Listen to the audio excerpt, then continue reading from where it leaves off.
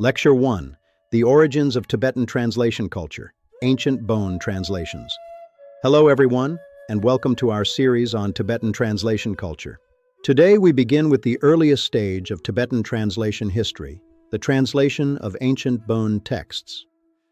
According to traditional Tibetan scholars, the origins of Tibetan translation culture can be traced back to around the 8th century BCE.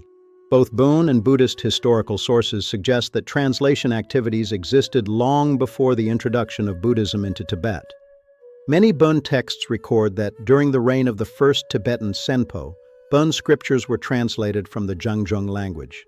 Since most early Bön teachings were originally composed in Zhangjung, translation was necessary for these teachings to spread throughout central Tibet and other regions. In this sense, translation played a crucial role in the transmission of religion, knowledge, and culture from the very beginning of Tibetan civilization.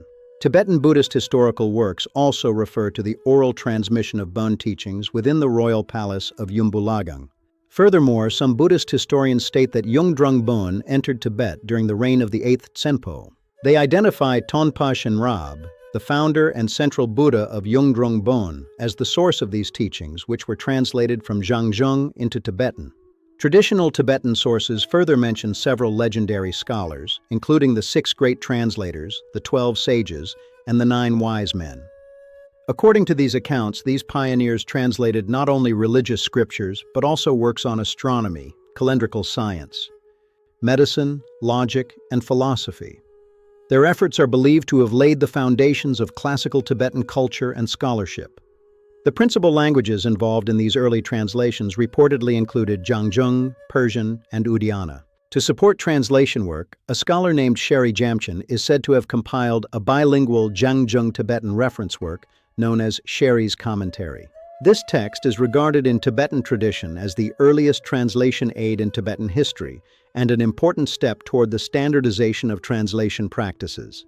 Bön scriptures and other Tibetan historical records also claim that around the 2nd or 3rd century BCE, the 3 mystical scriptures of Tonpa Shenrab were translated into various languages by the 6 great translators and spread to India, China, and other regions.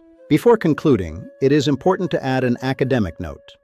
Most of the information presented in this lecture comes from traditional Bön and Tibetan historical sources.